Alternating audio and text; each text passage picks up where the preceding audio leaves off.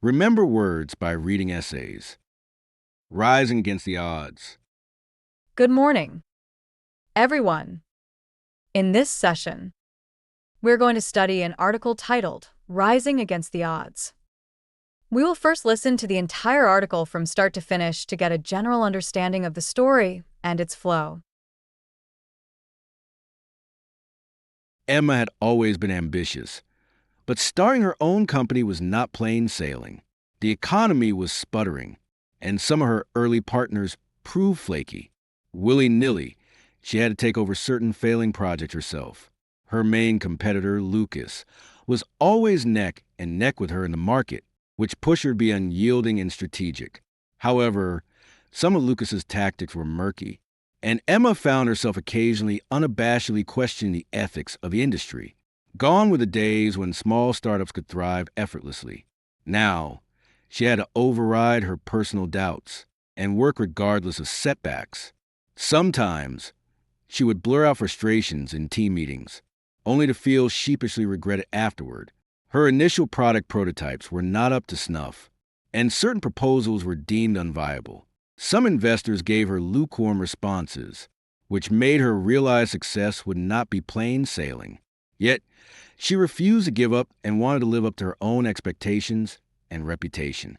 At one point, a fallow market sector unexpectedly revived, creating new opportunities. Emma navigated through ill-timed challenges, dissonant feedback from her team, and her implacable competitor. By staying persistent and adaptive, she eventually stabilized her company and began to flourish.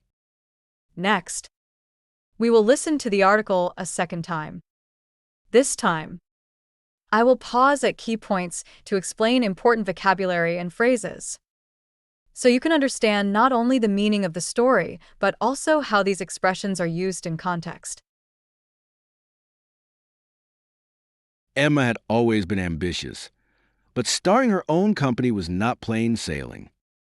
In the article, we see the phrase not plain sailing. This means something is not easy or straightforward. It involves difficulties or obstacles. For example, starting a business is often not plain sailing because challenges keep coming up. So, is it only used for business situations? Good question. No. It can be used in any situation that's tricky or challenging, like learning a new language or traveling in bad weather. Could it be used in a positive way too? Usually, it emphasizes difficulty. So it's mostly used to describe challenges rather than something easy or smooth. But overcoming those challenges can feel rewarding. The economy was sputtering. In the text, the word sputtering describes the economy. Literally, sputter means to make a series of small, uneven noises, like an old engine that isn't running smoothly. Figuratively, when we say the economy is sputtering, we mean it is weak, unstable, and not growing steadily. Is it always about machines? Originally, yes, but it's often used metaphorically for things like economies, plans, or progress that are struggling. Does it mean completely failing? Not completely failing, just having trouble moving forward smoothly. And some of her early partners proved flaky. In the article, the word flaky describes some of Emma's early partners. Flaky means unreliable or inconsistent, someone who often changes plans, forgets responsibilities, or doesn't follow through. In business, having flaky partners can create serious problems. Is flaky only used for work situations? Not at all. It can describe friends who cancel plans at the last minute. 2. Is it a strong or rude word? It's informal and slightly negative, but not extremely rude, just critical of someone's reliability. Willy-nilly, She had to take over certain failing projects herself. In the text, willy-nilly means whether she liked it or not, or without much choice or planning. It suggests something happens in a forced or unplanned way. Emma had to take over projects willy-nilly, meaning she had no real option but to do it. Does it mean she was careless? Not exactly. It means she was compelled by circumstances, not that she was careless. Is it formal English? No. It's informal and often used in spoken English. Her main competitor, Lucas, was always neck and neck with her in the market. In the article, neck and neck describes Emma and her competitor being at almost the same level.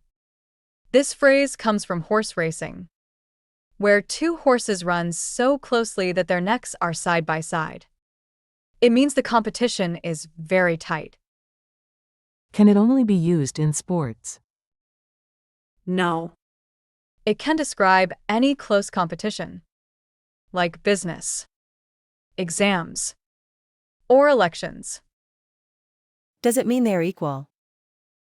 Almost equal, so close that it's hard to see who is ahead.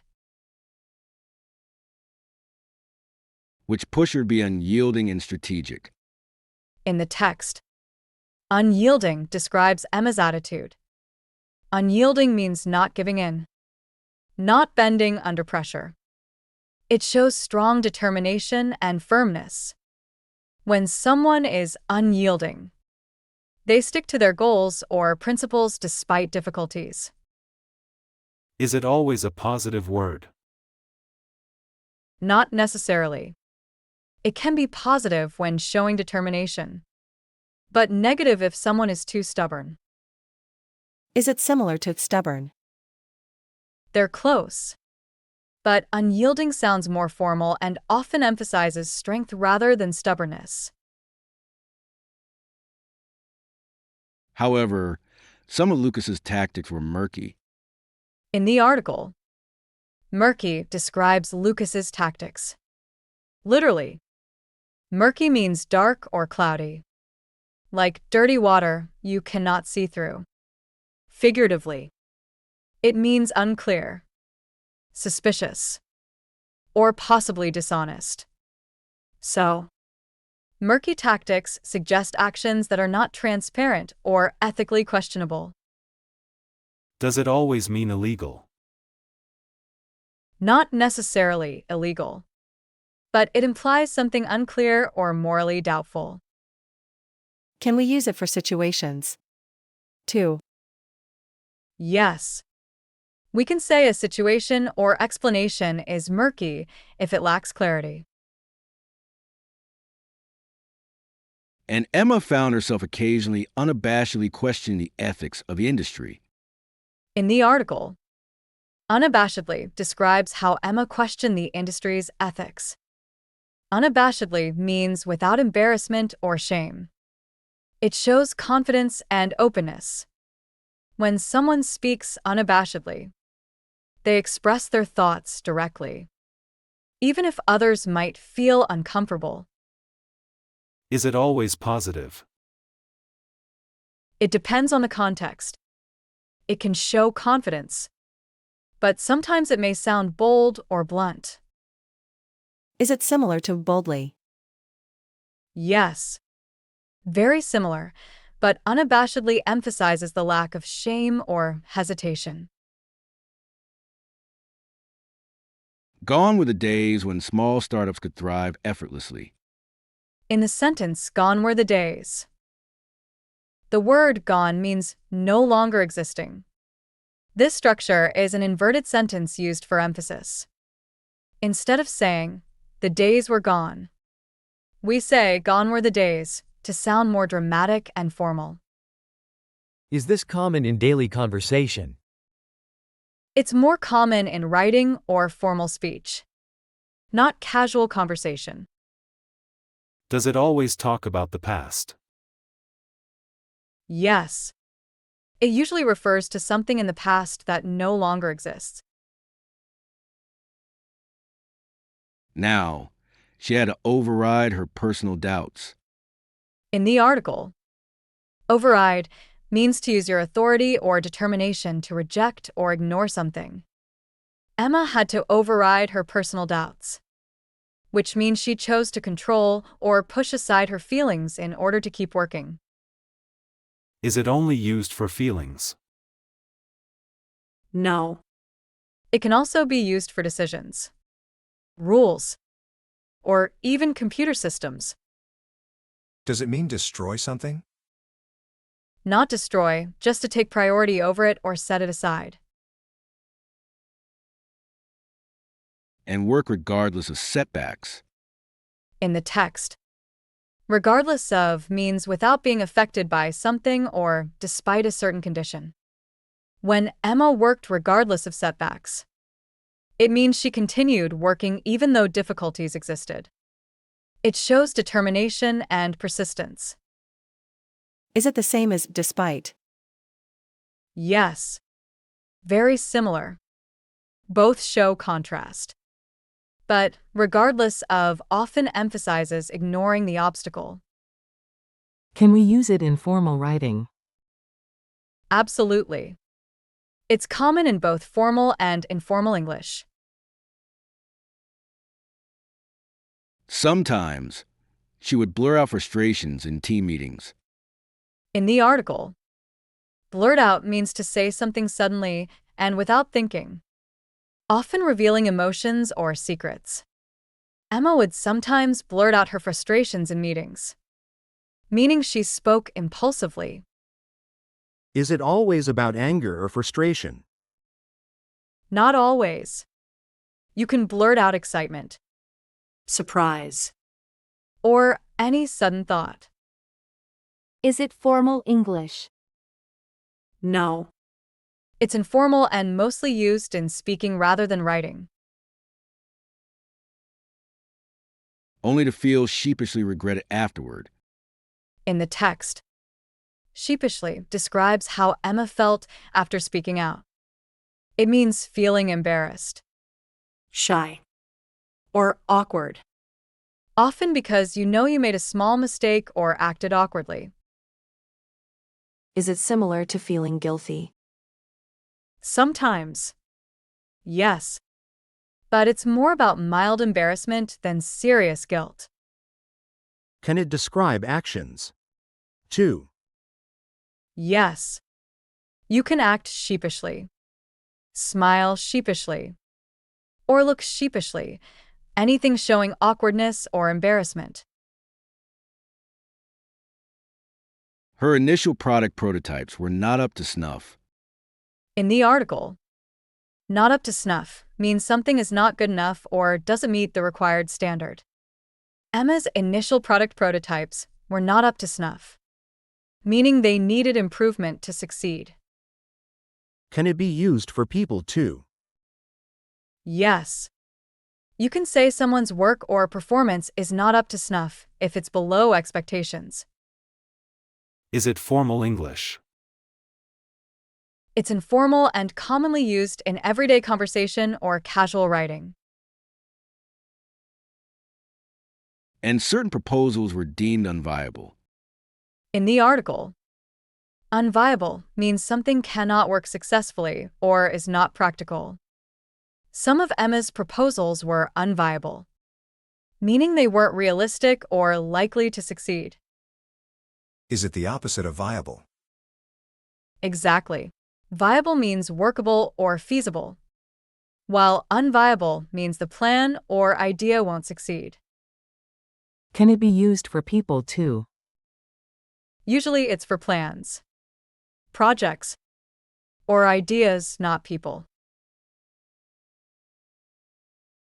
Some investors gave her lukewarm responses.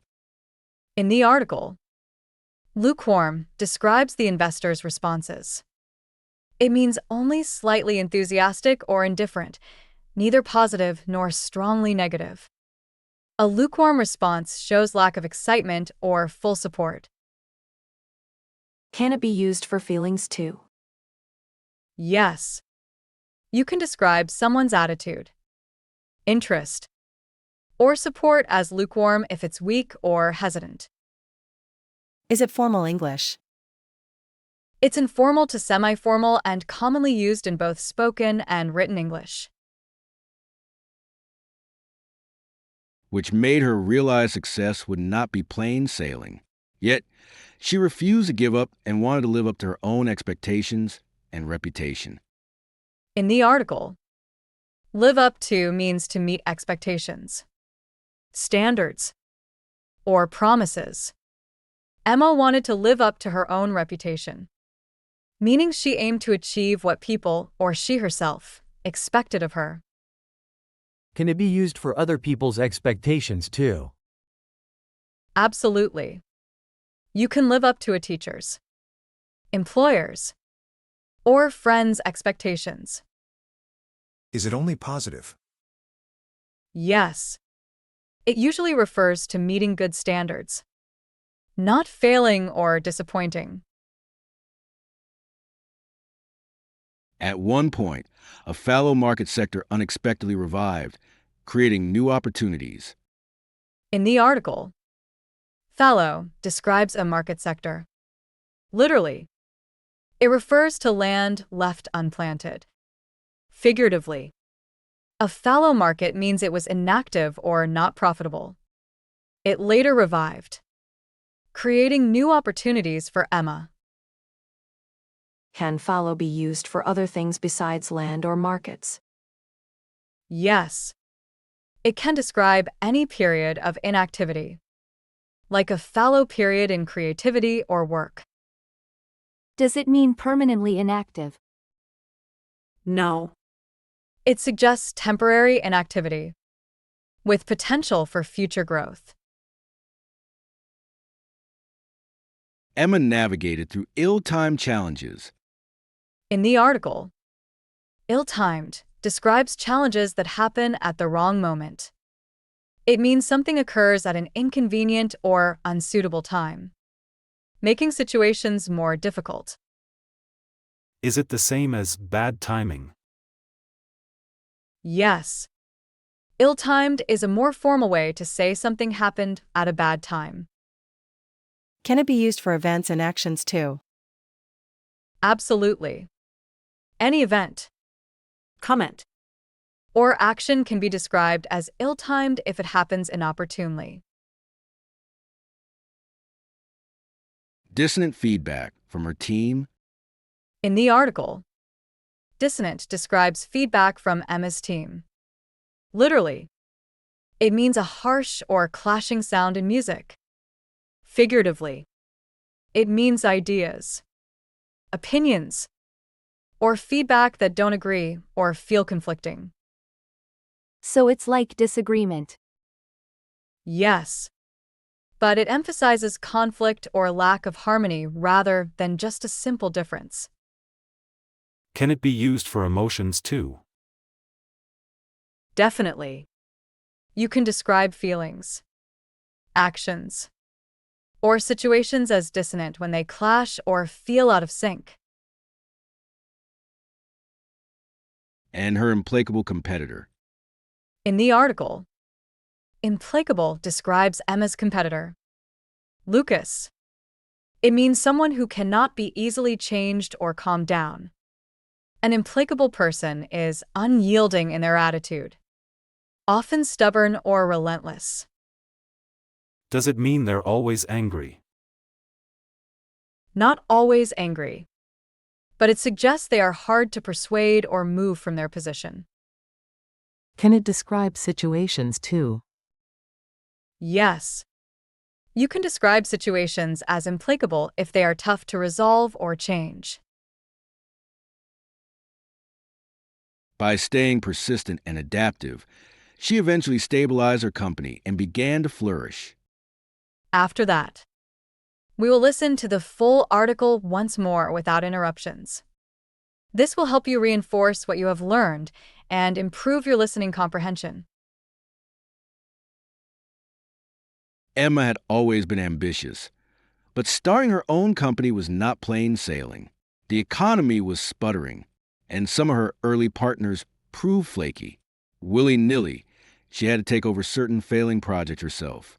Her main competitor, Lucas, was always neck and neck with her in the market, which pushed her to be unyielding and strategic. However, some of Lucas's tactics were murky, and Emma found herself occasionally unabashedly questioning the ethics of the industry. Gone were the days when small startups could thrive effortlessly. Now, she had to override her personal doubts and work regardless of setbacks. Sometimes, she would blur out frustrations in team meetings, only to feel sheepishly regretted afterward. Her initial product prototypes were not up to snuff, and certain proposals were deemed unviable. Some investors gave her lukewarm responses, which made her realize success would not be plain sailing. Yet, she refused to give up and wanted to live up to her own expectations and reputation. At one point, a fallow market sector unexpectedly revived, creating new opportunities. Emma navigated through ill-timed challenges, dissonant feedback from her team, and her implacable competitor. By staying persistent and adaptive, she eventually stabilized her company and began to flourish. That brings us to the end of our lesson.